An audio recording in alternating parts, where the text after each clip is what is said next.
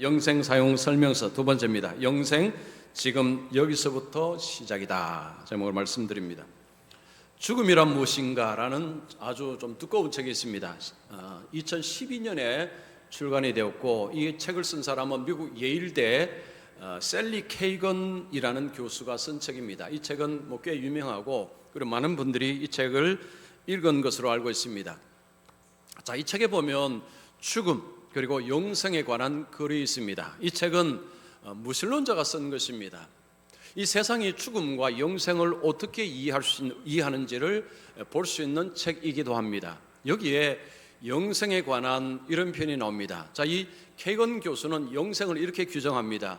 시간이 무한히 계속되는 삶, 이것을 영생이라고 이야기합니다. 자, 다시 말씀드리면 시간이 무한히 계속되는 삶, 이것을 영생이라고 설명합니다.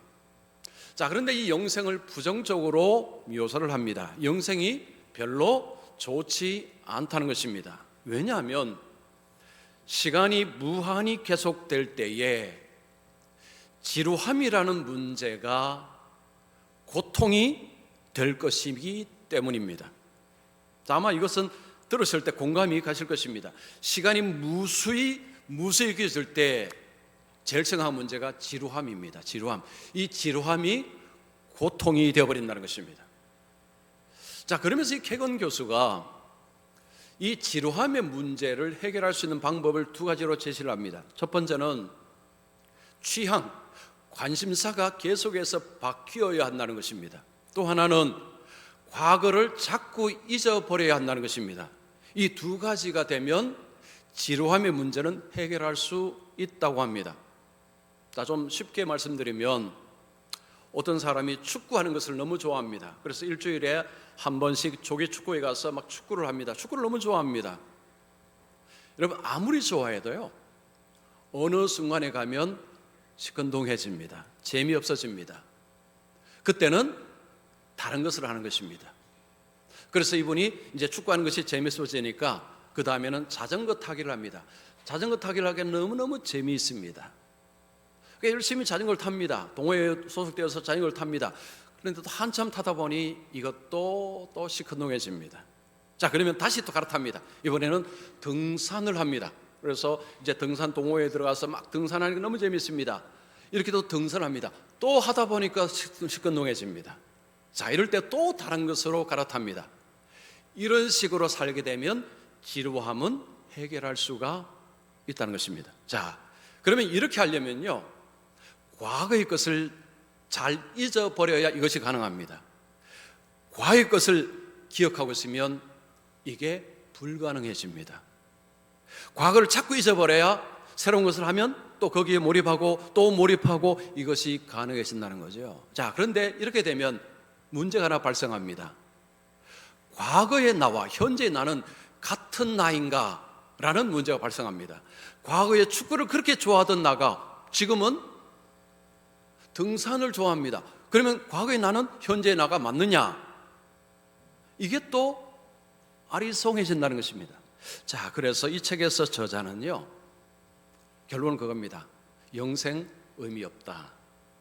영생 의미 없다라는 결론을 내리고, 그래서 죽음이 위로가 된다라고 했습니다. 죽음이 위로가 된다. 결론은 그겁니다. 좀 약간 허망한 결론입니다. 저는 이 책을 보면서 이런 생각했습니다.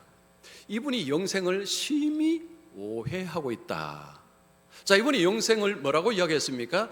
시간이 무한히 계속되는 삶을 영생이라고 규정을 하고 논리를 전개했습니다. 여러분, 성경에서 말하는 영생은 이것이 아닙니다. 교회를 다니는 분들 중에서도 이 비슷한 영생관을 가진 분들이 있어요. 시간이 무한히 계속되는 삶, 좀 지루하지 않을까? 거기는 골프도 없을 것이고, 거기는 여기서 재밌는 거 없을 것이고, 이런 것. 여러분, 그게 아닙니다. 이 세상에서 시간이 무한히 지속되는 삶이 성경에 말하는 영생이 아닙니다. 여러분, 성경에 말하는 영생은 하나님 나라에서의 삶을 이야기하는 것이고 그게 핵심입니다. 그게 일단 중요하고요. 그리고 하나님 나라에서는 이 몸으로 살지 않습니다. 이 몸으로 살기 때문에 지루한 것입니다. 여러분, 하나님 나라의 삶은 부활의 몸입니다. 이 몸하고 차원이 다른 몸입니다. 그래서 지금 우리가 느끼는 지루함은 여러분 그곳에서 이 땅이 느끼는 지루함하고 이건 다른 거죠. 이 문제는 해결이 되는 것입니다. 자, 성경에서 말하는 영생이 뭐냐? 오늘 제가 이 중요한 말씀을 드립니다. 날씨가 좀 덥기 때문에 여러분은 졸릴 수도 있는데 오늘은요 좀 꾹 참아서 잘 들어보십시오. 왜냐하면 정말 중요한 말씀입니다. 늘 중요하지만 오늘은 더더욱 중요합니다. 오늘은요 눈을 크게 뜨시고 이게 좀 내려오려면 좀 꼬집더라도 어떤 참으십시오. 오늘 너무너무 중요한 말씀입니다. 자, 영생이 무엇이고 이 영생을 가지는 삶이 도대체 뭐냐, 이것을 오늘 말씀을 드립니다. 자, 첫 번째, 영생은 예수님을 믿는 자 안에서 곧바로 시작된다. 자, 영생은 예수님을 믿는 자 안에서 곧바로 시작되는 것이 영생입니다. 자, 영생은 하나님의 선물입니다. 하나님이 사랑하셔서 영생을 주십니다. 자, 그러면 영생은 모든 사람이 다 받는 것이냐? 아닙니다. 예수 믿는 자, 하나님의 아들 예수 그리스도를 믿는 자에게 하나님께서 주시는 것이 영생입니다. 이것은 선물입니다. 우리가 애쓰고 노력해서 쟁취하는 것이 아닙니다. 하나님이 예수 안에서 주시는 선물이 영생입니다. 이 영생을 언제 받느냐? 이것이 중요합니다. 언제 받을까요? 예수 믿을 때 받습니다. 자, 11절 보겠습니다. 또 증거는 이것이니 하나님이 우리에게 영생을 주신 것과 영생을 주셨다라고 이야기합니다. 우리는 누굽니까? 이미 예수 믿는 사람. 예수 믿는 사람에게 하나님이 영생을 주셨다라고 이야기합니다. 영생을 주실 것이다가 아니고 주셨다라고 이야기합니다. 이 땅에서 예수를 믿는 자에게 하나님께서 영생을 주신다라는 말씀입니다. 자, 그러면 어떻게 영생이 주어질까요? 11절 계속 보면 이 생명이 그의 아들 안에 있는 그것이니라. 이 생명이 그의 아들 안에 있다고 이야기합니다. 이 생명이 예수 안에 있기 때문에 예수 믿는 자에게 생명이 주어진다는 것입니다. 여러분, 믿는다는 것이 뭘 의미할까요? 예수 믿는다, 예수와 연합하는 것입니다. 예수님 속으로 들어가는 것입니다. 예수님이 우리 속으로 들어오는 것입니다. 예수님과 연합하는 것이 믿는 것입니다. 예수님 안에 생명이 있습니다. 우리가 주님 안에 들어올 때, 주님 안에 들어갈 때 그 생명이 우리 속에 들어오는 것은 논리적으로 이해가 되는 것입니다. 예수님 안에 생명이 있으니 우리가 예수님 안에 들어가면 그 생명이 우리 속에 흘러 들어오는 것입니다. 자, 생명, 영생, 언어가 다른 것 같은데 같은 의미입니다. 영생이라는 것은 영원한 생명, 영원한 삶. 그래서 성경에서 생명, 영생하면 같은 의미다라고 생각하시면 됩니다. 자, 오늘 본문에서도 영생, 생명 이렇게 표현이 나옵니다.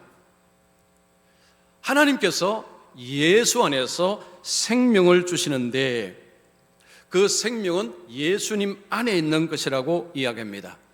생명은 크게 두 가지로 나눌 수 있습니다. 육체적인 생명이 있고 영적인 생명, 영원한 생명이 있습니다. 육체적인 생명은 이 땅에서 우리가 살아가는 가운데서 육체가 기능할 때에 육체적인 생명이 있다는 것입니다. 육체적인 생명이 있는 사람은 육체의 활동을 합니다. 자, 영적인 생명은 이 땅에서 태어나는 사람이 가지고 태어나지 못합니다. 모든 사람은 죄인으로 태어납니다. 그래서 태어날 때 영원한 생명, 영적인 생명이 없습니다. 이것은 언제 받느냐? 예수님을 믿을 때, 자, 예수님 믿는 자에게 이 생명이 주어진다라는 것입니다. 이 생명이 주어진 자, 예수의 생명을 받은 자는 뭐가 다를까요? 다른 것이 많습니다. 자, 오늘 이것을 좀 말씀드리고자 합니다. 자, 첫 번째로 여러분, 예수의 생명이 들어온 자는 하나님과 교제를 하기 시작합니다. 하나님과 교제한다는 것은 뭐냐? 예수의 생명이 내 속에 들어왔다는 것입니다. 자, 우리가 하나님과 교제한다. 하나님 보이지도 않습니다. 어떻게 교제한다는 말입니까? 여러분, 하나님을 교제하는 것 중에 하나가 기도합니다. 기도. 자, 기도는 하나님과 교통, 소통, 교제하는 방법입니다. 자, 기도가 뭐죠? 기도는 내 소원을 하나님께 아뢰는 것으로 보통 사람들이 이렇게 이해를 합니다. 모든 종교에 기도가 있습니다. 여러분, 기도하면 다 그렇게 생각합니다. 내 소원을 아뢰는 것, 자기가 믿는 신에게 아뢰는 것입니다. 여러분, 기독교에서 기도가 다른 종교 기도하고 다른 것들이 몇 가지가 있습니다. 그 중에 하나가 신에 대한 호칭입니다.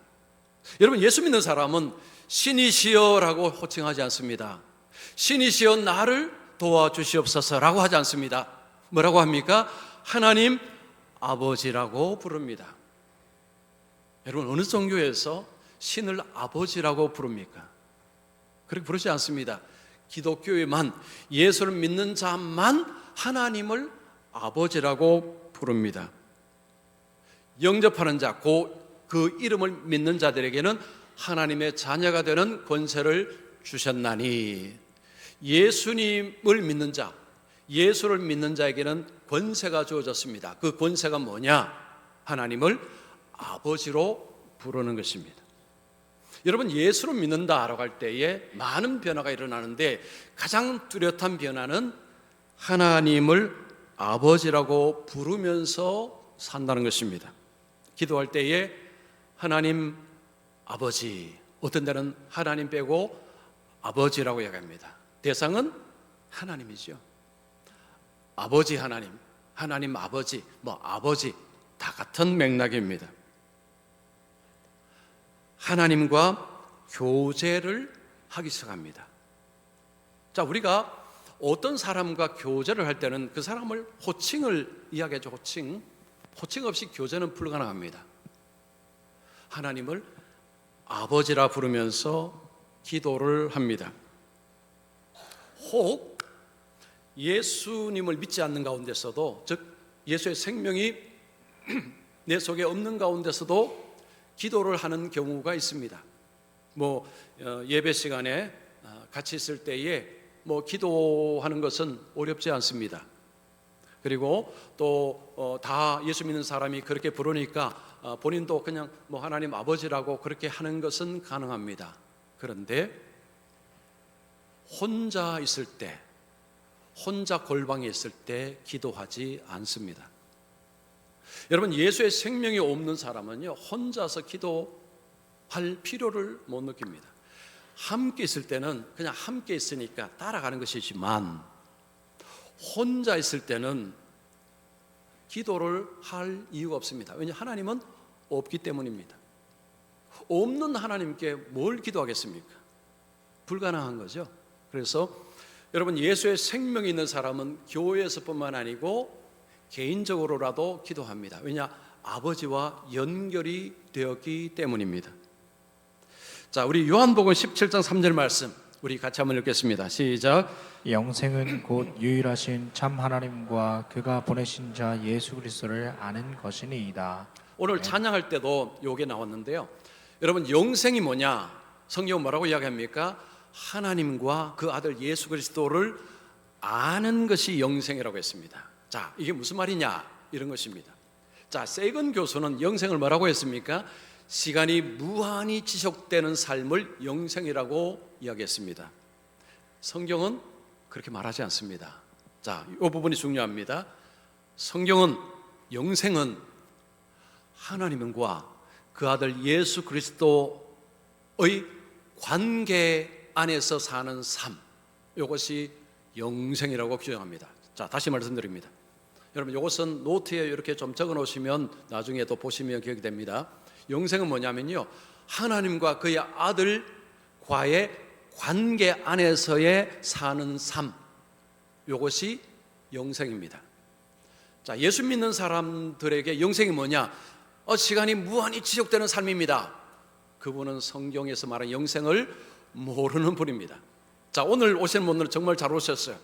영생이 뭐냐? 오늘 듣고 나중에 딴소리 하시면 안 됩니다. 나중에 물어보면 꼭 딴소리 하는 분들이 계세요. 자, 다시 말씀드립니다. 영생은요, 시간이 무한히 계속되는 삶을 성경에서 영생에 말하지 않습니다.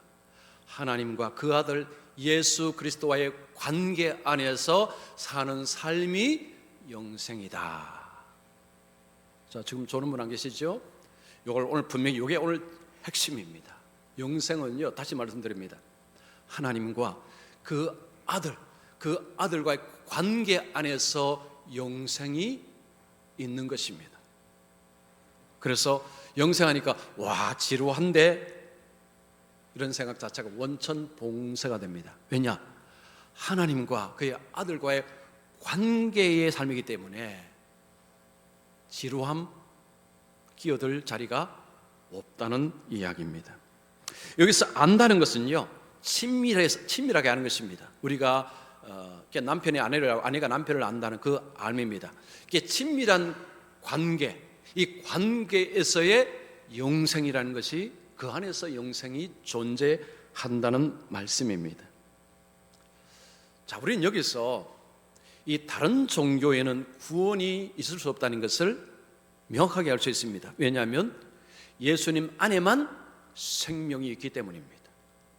예수님 안에만 생명이 있기 때문에 다른 종교에는 구원이 없습니다. 자, 그런데 놀라운 것은요, 우리 한국교회 성도들 중에 많은 성도가 다른 종교에도 구원이 있다라고 믿고 있습니다. 2022년 11월 달에 목회 데이터 연구소에서 우리나라 개신교인들에게 물었습니다. 1000명이 물었습니다.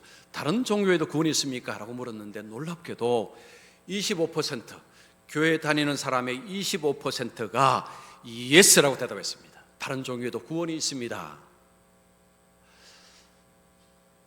그 대상 중에 교회는 안 다니지만 자신을 그리스도인이라고 대답한 사람들이 있었습니다. 자, 그들은 놀랍게도 62%가 예스라고 했습니다. 교회를 안 나가면서 안 나가 가난한 성도죠. 그분들은 62%가 다른 종교에도 구원이 있습니다라고 대답을 했습니다. 이 수치 어떻게 생각하십니까? 교회 안에도 종교 다원주의가 많이 퍼져 있다는 이야기죠. 이 조사는 우리에게 중요한 것을 알려줍니다. 교회를 다니는데 예수 안에서 구원이라는 목적이 아닌 다른 목적으로 교회를 다니는 분들이 의외로 많다는 것입니다. 자, 오늘 예배드리는 여러분 중에는 혹시 그런 분이 안 계신지 모르겠습니다. 그래서 예수 안에 구원이 있기 때문에 교회로 오는 게 아니고 그냥 다른 목적으로 교회로 오는 것입니다. 여러분, 다른 종교에도 구원이 있다는 것은요, 굳이 교회를 올 필요가 없습니다. 기독교 안에 안 들어도 됩니다. 자, 이런 분들은 자신의 어떤 다른 목적이 성취가 되지 않으면 곧 교회를 떠난다는 것입니다. 내가 원하는 목적이 이루어지지 않으면 교회를 쉽게 떠날 수가 있습니다. 여러분, 예수님의 생명을 받은 사람은 교회를 어떻게 생각할까요? 교회는 그리스도의 몸으로 여깁니다. 성령이 우리에게 가르치는 것입니다. 여러분, 교회는 그리스도의 몸입니다. 그래서 교회가요, 이 교회 다니다가 저 교회 다닌 것은 가능합니다. 여러분, 그것은 괜찮습니다. 그런데 교회를 완전히 떠나는 것은 불가능합니다. 왜냐? 그리스도의 몸이기 때문에. 내 안에 예수의 생명이 들어왔다는 것은요, 교회를 귀중하게 여길 수밖에 없는 것입니다. 자, 우리 성도님이 어떻습니까? 여러분 속에 예수의 생명이 들어와 있습니까? 여러분은 교회를 어떻게 생각하십니까? 여러분, 예수의 생명이 들어갔다는 것은요, 근본의 생각의 변화를 이끌어냅니다. 생각이 이전하고 같지가 않습니다. 핵심은 예수님이 생명의 주라는 거죠. 예수님이 하나님이라는 것입니다. 여기에 분명한 확고한 생각이 딱 자리를 잡고 있습니다. 어떤 학자가 예수 믿지 않는 사람들을 모아서 그분들에게 예수님을 소개했습니다. 예수님이 어떤 분이시고, 예수님께서 병자를 고치시고, 예수님이 가난한 자를, 예수님이 힘든 자를 사랑하시고 그들에게 말씀을 전하시고, 예수님은 선한 분이심을 가르쳐주고, 그러면서 예수님은 자신을 하나님이라고 주장을 했습니다 라고 이야기를 해주었습니다. 그들에게 물었습니다. 여러분들은 예수님이 거짓말장이라고 생각하십니까? No, 아니요, 그렇지 않습니다 라고 대답했습니다. 또 질문합니다. 그러면 예수님이 정신병자라고 생각하십니까? 라고 물었습니다. 그들은 No, 아니요, 그렇지 않습니다 라고 했습니다. 마지막 질문합니다. 그러면 예수님은 자신의 주장대로 하나님이라고 생각하십니까? No, 아니요, 그렇지 않습니다 대답을 했습니다. 여러분 이상하죠? Yes라고 해야 됩니다. 그런데 놀랍게도 또 No라고 대답을 했습니다.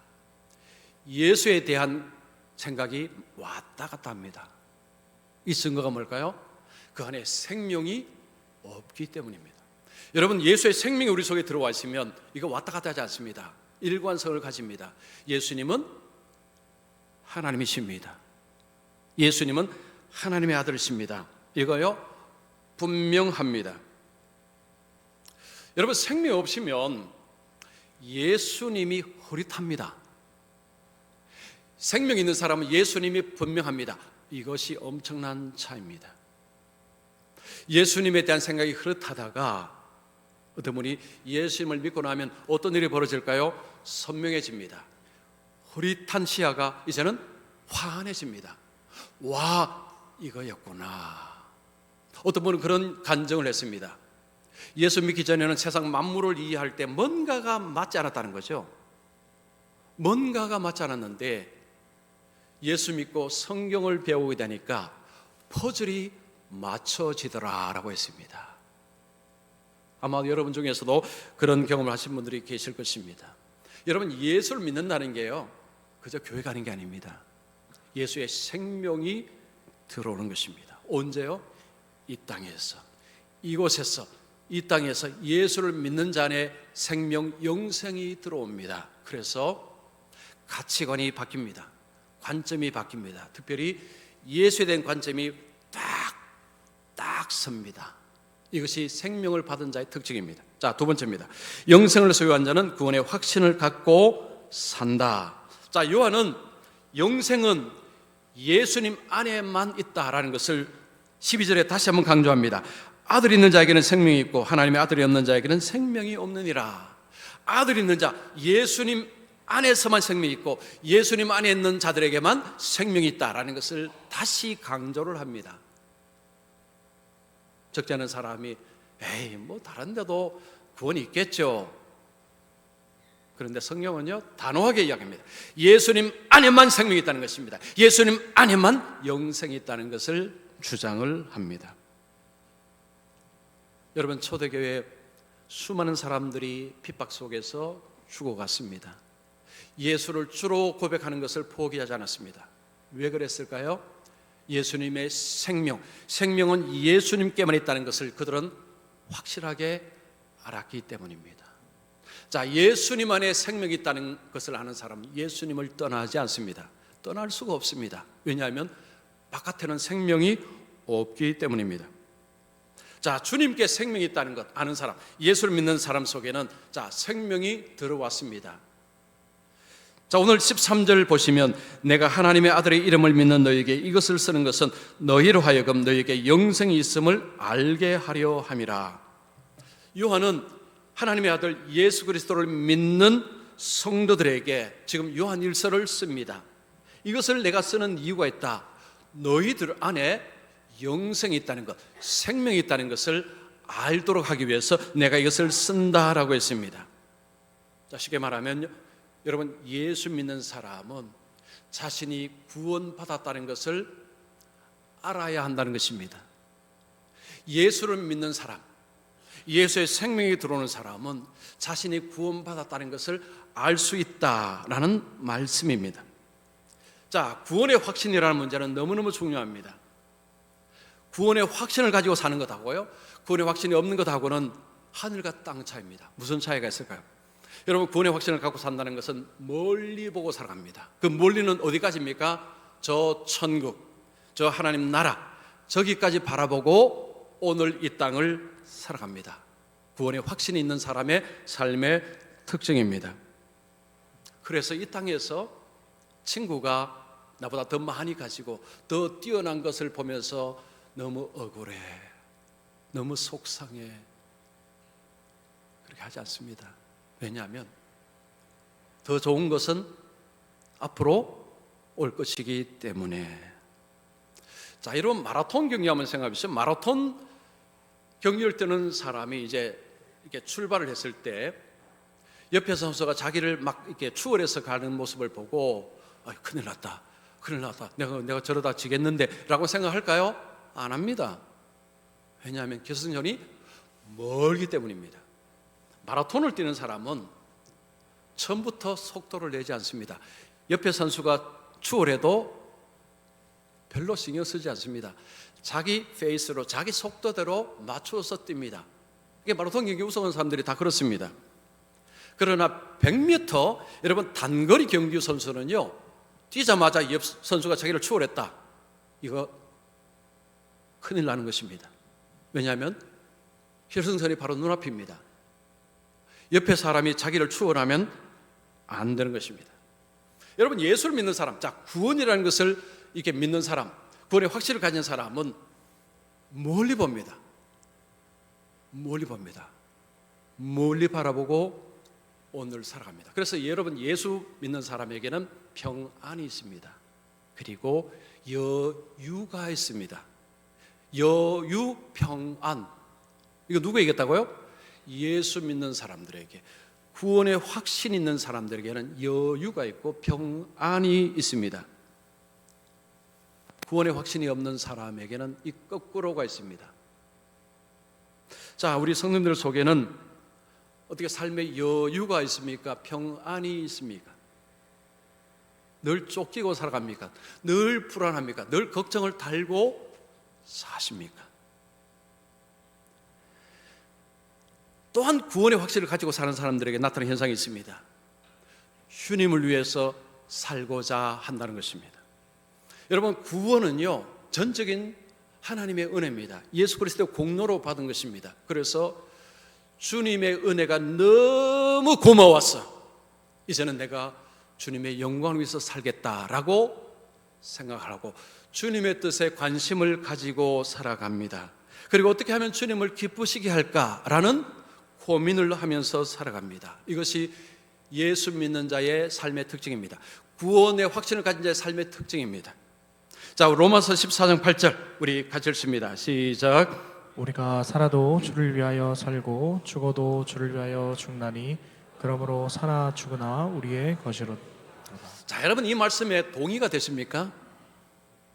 자, 이 말씀을 읽으시면서 아멘 이라고 어떻게 아멘이 되십니까? 아니면 혹시 이런 생각 들지 않습니까?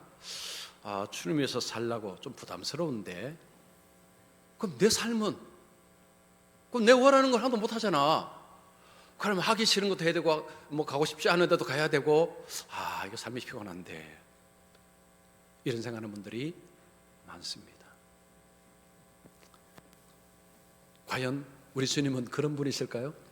지난주 금요일에 우리 교육자들과 같이 점심 먹고 이제 카페에서 차를 한잔 하는데요, 우리 교육자 중에 한 사람이 제게 이런 질문을 했습니다. 목사님, 이제 목사님이 경제적인 것은 다 해결이 되고 그 문제가 안 되는 가운데서 새로운 일을 할 수 있는 기회를 하나님이 주신다면 뭘 하고 싶으십니까? 라고 저한테 물었습니다.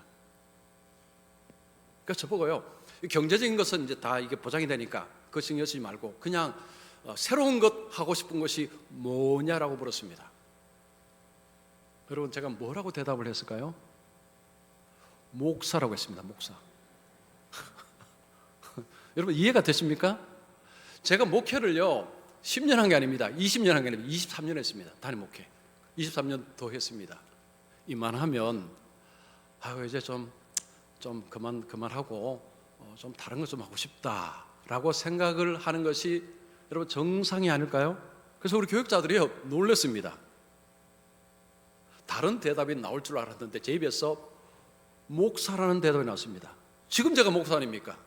그리고 다른 일을 자유롭게 선택할 수 있는 기회를 준다고 그러는데도 저는 목사로 대답을 했습니다. 왜 제가 이런 대답을 했을까요? 제가 우리 교육자들에게 그냥 뭐 쇼하기 위해서 연기하려고 했을까요? 아닙니다. 진심입니다. 지금도 똑같습니다. 저는 목사, 또 목사하겠습니다. 보통 자녀가 목사가 되겠다고 하면 거의 말리시죠. 거의 말리십니다. 야, 목사가 얼마나 많은데 너까지 목사가 되려고 하느냐. 그 말고도 주를 위해서 살 수 있는 길이 많으니 다른 것 좀 생각해봐라. 그런 경우들이 많죠. 여러분, 제가 정신이 좀 나갔을까요? 아니면 세상 물정을 몰라갖고 저는요 제가 그냥 신학교 대학 졸업하고 신학교 그냥 이 길을 쭉 왔습니다. 그래서 세상에 재미있는 것도 모르고 뭐 몰라서 저런가 보다라고 여러분이 생각하시면 오해입니다. 제가 책을 좀 많이 읽는 거 여러분 아시죠? 책은요 간접 경험입니다. 수많은 사람들의 삶을 아는 것이 책을 읽는 길입니다. 그리고 저는 또 사람도 많이 만납니다. 여러 가지 직업군의 사람들 만납니다. 뭐 제가 좀 젊다면 모르겠어요. 지금 뭐 여러 가지 이제 경험도 많이 하고 또 책도 많이 읽은 가운데서 이 대답이라는 것이 이게 놀라운 것입니다. 제가 자랑하려고 하는 게 아니고요. 목사가 좋은 것은 여러분 뭐 어떤 목회 일이 좀 힘들지 않습니까? 쉽지 않습니다. 왜 목회를 자꾸 이 자녀들이 하면 왜 다른 걸 하라고 자꾸 합니까? 목회가 힘들다는 것을 알기 때문에 힘들죠. 그런데 정말 좋은 게 있습니다. 여러분 모르는 게 있어요. 그래서 설명해도 여러분 이해를 못합니다. 목사가 안 되버린 이상은 모르십니다. 제가 이 말씀 왜 드렸냐면요, 주님이 부르시고 주님의 영광을 위해서 산다고 하면 내가 하는 건 내가 좋아하는 거 다 접어놔야 되고 이거 다 내려놔야 되고 이제 험한 길을 재미없는 삶을 살아야 된다는 생각하죠. 여러분 오해입니다. 오해. 여러분 바깥에 재밌는 거 그거 조금 해보십시오. 실증납니다. 아무리 재밌는 거 조금 하다 보면 실증납니다. 그게 인간입니다. 저는 그걸 알고 있다는 거죠. 제가 세상을 모르는 게 아닙니다. 뭐 세상에 물론 뭐 재미있는 걸 제가 안 해봐서 모른다고 할 수 있겠지만 저는 알 만큼 다 압니다. 그런데도 목사라고 하는 것은 여기에 의미가 너무너무 많기 때문입니다. 보람이 너무너무 많기 때문입니다. 보통 사람들은 이렇게 생각합니다. 내가 하고 싶은 것을 하고 내가 먹고 싶은 걸 먹고 내가 가고 싶은 곳을 가면 행복하고 인생이 만족하리라 라고 생각합니다. 여러분 이거 정말 오해입니다. 자, 잘 들어보십시오. 이것이 맞으려면 두 가지가 전제가 되어야 됩니다. 두 가지가 뭐냐면 나는 항상 옳은 선택을 한다는 전제가 있어야 되고, 그리고 나의 행동은 항상 선하다는 전제가 깔려 있어야 그 말은 옳습니다. 여러분 이 두 전제가 없으면요 이거 완전히 잘못된 생각입니다. 자, 우리는 과거를 돌아보면서 그때 내가 그쪽으로 가지 말고 이쪽으로 갔어야 되는데 라는 후회 많이 하시죠? 우리는 살아오면서 수많은 선택을 하는 건데 잘못된 선택을 정말 많이 합니다. 그때 내가 그쪽으로 가지 말았어야 되는데 그러면 지금 내가 달라졌을 것인데 우리는 선택을 늘 잘하지 못합니다. 그리고 우리가 어떤 행동을 했는데 그 행동의 의도가 좋지 못해서 나중에 대가를 지불받는 경우들이 있습니다. 고통을 겪는 거죠. 그런 삶도 살아갑니다. 이건 모두 해당되는 것입니다. 여러분 다에게 해당되는 것입니다. 그래서 내가 하고 싶은 것, 내가 가고 싶은 것, 내가 먹고 싶은 대로 먹고 살면 행복하냐? 만족스러우냐? 아니요, 전혀 그렇지 않습니다. 인생을 몰라도 너무 모르는 소리입니다. 예수님은 옳습니다. 예수님은 선하십니다. 예수님은 우리의 목자이십니다. 예수 우리의 인도자이십니다. 여러분 우리가 예수님을 목자로 예수님을 주인으로 삼고 부족하지만 예수님을 따라가면 아이고 이제 인생은 어둡구나, 이제 인생 답답하겠구나, 인생 재미없겠구나. 여러분 그렇지 않습니다. 그렇지 않아요. 거기에 진짜가 있습니다. 거기에 보화가 있습니다. 제가 목사라고 한 것은요 그 속에 보화가 있어서 그렇습니다. 여러분이 모르는 보화입니다. 그건 설명해도 이해 못합니다. 그래서 제가 목사라고 대답을 한 것입니다. 여러분 예수의 생명을 가진 자는요 하나님께 관심이 있고 하나님의 일에 관심이 있습니다. 자, 빌립보서 2장 13절 말씀 우리 같이 읽습니다. 시작. 너희 안에서 행하시는 이는 하나님이시니 자기의 기쁘신 뜻을 위하여 너희에게 소원을 두고 행하게 하시나니. 너희 안에 행하시는 이는 하나님이시니, 예수 믿으면 우리 하나님 우리 속에 계십니다. 자, 그래서 하나님께서 우리 속에서 어떤 일을 하시냐면 하나님의 일을 하는 것이 내 마음속에 소망이 되게 하신다는 거죠. 자, 여러분, 예수의 생명이 들어온 사람에게 어떤 현상이 벌어진다고요? 내가 주님의 뜻대로 살아야 되는데, 내가 주님의 뜻을 위해서 좀 더 해야 되는데 라는 생각이 발생합니다. 여러분, 예수 믿지 않는 분들이 교회를 보면서 이해하지 못하는 것이 있는데, 그 중에 하나가 교회에서 돈을 받는 것도 아닌데 그렇게 열심히 교회 일을 하는 것입니다. 근데 돈을 안 받습니까? 돈을 내고 합니다. 자, 여러분 다 돈 내고 교회를 다니십니다.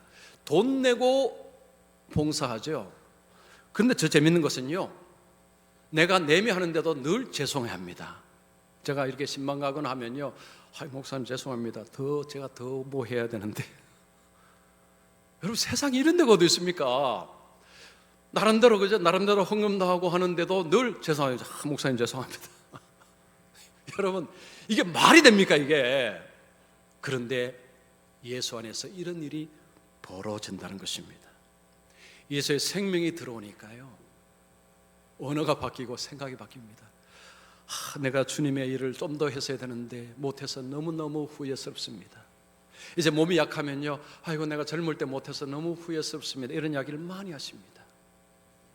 예수의 생명이 있기 때문에, 예수의 생명이 있으니까 하나님의 일을 하는 것에 대한 그 마음이 있는 것입니다. 그래서 헌금도 내가 더 많이 해야 되는데, 아마 여러분들 그런 마음이 있으실 것입니다. 내가 주일을 좀 더 열심히 해야 되는데, 그런데 예수의 생명이 없는 사람에게는 원천적으로 이 생각 자체가 없습니다. 그냥 남 눈치 때문에 조금 흉내를 낼 수 있지만 내 마음속에 이런 마음이 솟아나지는 않는다는 것입니다. 자, 오늘 중요한 말씀을 들었습니다. 영생은요, 이 땅에서, 이곳에서 이미 시작됩니다. 예수의 생명이 들어오기 때문에, 예수 믿을 때, 우리 예수님 안에 들어갈 때 생명이 들어옵니다. 그래서 영생은 이 땅에서 시작됩니다. 자, 영생을 받은 자의 특징이 뭐라고 했습니까? 아버지와 교제를 합니다. 하나님을 아버지라 부르고 아버지와 교제를 합니다. 멀리 바라보고 살아갑니다. 멀리 저 하나님 나라 천상을 향해서 바라보고 살아갑니다. 그리고 주님의 일에 대한 관심을 가지고 살아갑니다. 자, 어떻습니까? 오늘 말씀드리는 것, 다 내게 해당되는 것이네. 여러분 안에 예수의 생명이 있다는 증거입니다. 자, 혹 나는 그렇지 않은데 분발하십시오. 하나님의 은혜를 구하셔야 됩니다. 예수의 생명이 들어온 자는 다릅니다. 자, 저는 우리 교회, 우리 성도님들이 예수님의 생명력을 가지고 생명력 있게 살아가시기를 축원합니다.